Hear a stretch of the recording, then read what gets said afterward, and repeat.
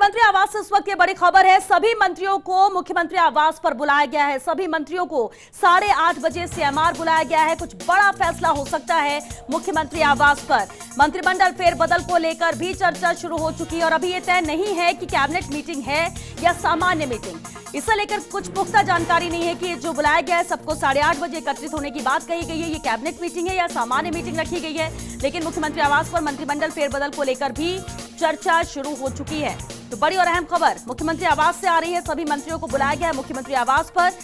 8:30 बजे सीएमआर बुलाया गया है, यानी लगभग 15 से 20 मिनट और जिसके बाद सीएमआर पहुंच जाएंगे सभी मंत्री। कुछ बड़ा फैसला मुख्यमंत्री आवास पर हो सकता है, ऐसी उम्मीद जताई जा रही है, क्योंकि जिस तरह से पूरा घटनाक्रम पल पल बदल रहा है। मंत्रिमंडल फेरबदल को लेकर भी अब चर्चा शुरू हो चुकी है। हालांकि जब दोपहर में प्रेस कॉन्फ्रेंस की थी मुख्यमंत्री अशोक गहलोत ने तमाम पहलुओं को लेकर उन्होंने अपनी बात रखी, सवालों के जवाब दिए, लेकिन शाम होते होते तक किस तरह से बड़ी और अहम जानकारियां सामने आई हैं। और अब मुख्यमंत्री आवास से खबर है, मंत्रिमंडल फेरबदल को लेकर भी चर्चा शुरू हो चुकी है। सीएमआर बुलाया गया है सभी मंत्रियों को। हालांकि अभी ये तय नहीं है कि ये कैबिनेट मीटिंग है या फिर सामान्य मीटिंग के तौर पर इसे देखा जाए, लेकिन 8:30 बजे का वक्त जरूर तय है मुख्यमंत्री आवास पर, यानी सीएमआर में ही ये मीटिंग रखी गई है।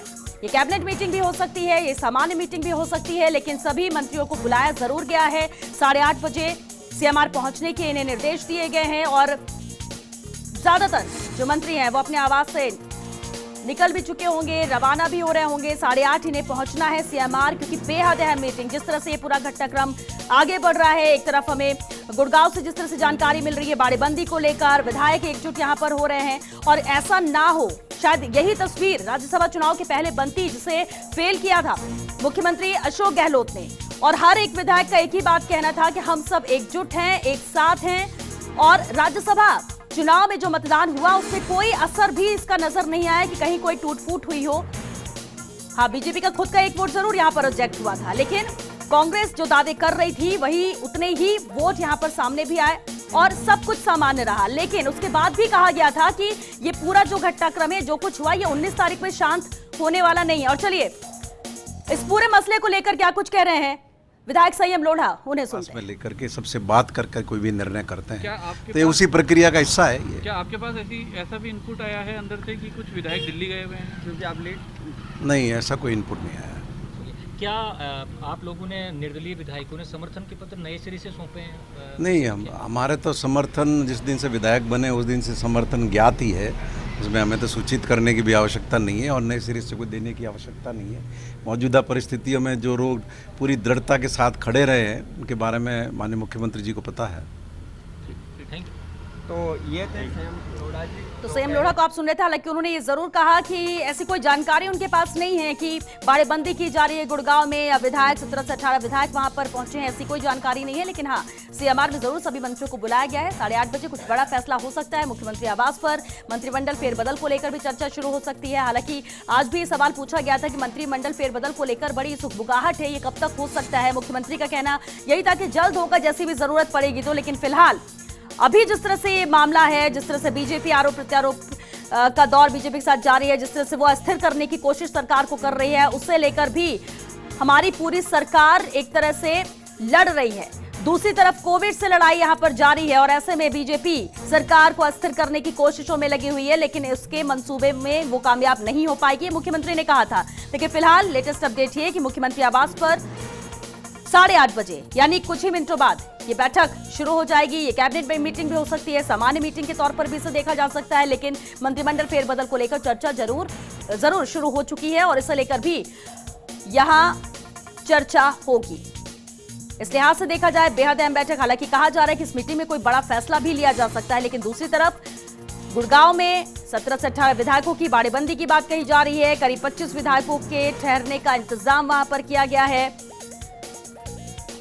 बहुत कुछ हो रहा है। हम जयपुर की बात करें, गुड़गांव की बात कर लें या फिर अहमदाबाद, जहां एक कहा गया है कि एक जिम्मेदारी जरूर सौंपी गई फाइनेंस के तौर पर वहां पर एक बिजनेसमैन को। चलिए चर्चा है, संयम लोढ़ा भी वहां पर पहुंचे हुए हैं। जानना ये चाहेंगे क्या उन्हें जानकारी है गुड़गांव को लेकर, बाड़ेबंदी की गई है विधायकों की, और यहां पर क्या सिर्फ कैबिनेट मिनिस्टर से पहुंचने वाले हैं इस मीटिंग में?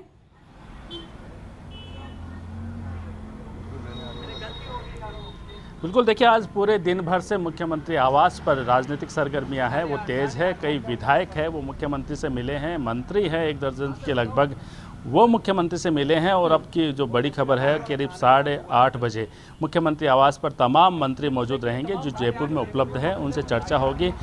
आशंकाएं कई तरह की है, चर्चाएं कई तरह की है। बात यह भी है कि मंत्रिमंडल फेरबदल को लेकर भी चर्चा हो सकती है, कोई फैसला हो सकता है।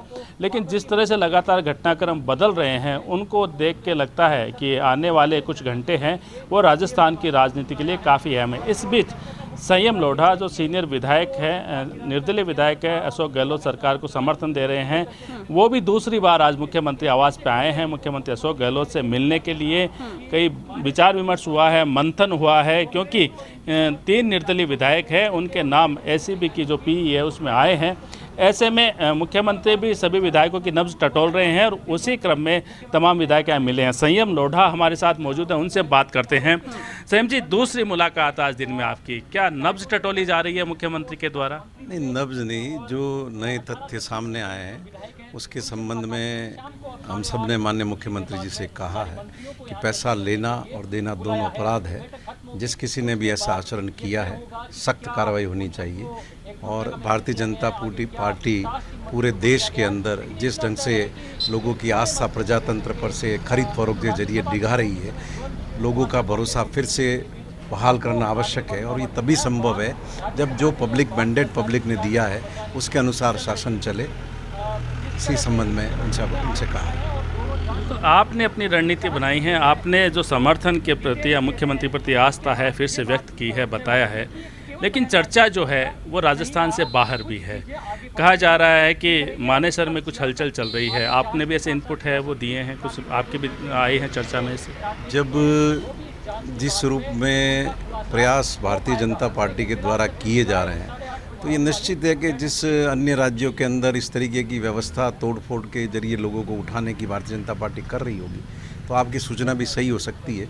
उसके अनुकूल ही सरकार ने ये कदम सारे उठाए हैं और किसी भी हालत में भारतीय जनता पार्टी के षड्यंत्र को सफल नहीं होने देंगे। एजेंसियां जांच कर रही है, लेकिन इन सब के बावजूद भी आपको लगता है कि लगातार सरकार को गिराने की कोशिशें जारी है? कुछ निर्दलीय विधायकों के भी नाम सामने आए हैं। अभी आपके साथ ही निर्दलीय विधायक रामकेश मीणा ने बड़ा बयान दिया है कि आस्तीन के सांप है वो जल्दी पहचान में आ जाएंगे। हाँ, देखिए ये लगातार उपक्रम तो चल ही रहा है भारतीय जनता पार्टी की तरफ से। अलग अलग राज्यों में उन्होंने अपने टारगेट तय किए हुए हैं, अस्थिर करने का वो प्रयास करते रहते हैं। राजस्थान में माननीय मुख्यमंत्री जी बहुत सजग हैं और उनके प्रयासों से जो राज्यसभा चुनाव में भारतीय जनता पार्टी का षड्यंत्र विफल हुआ है, इनके पास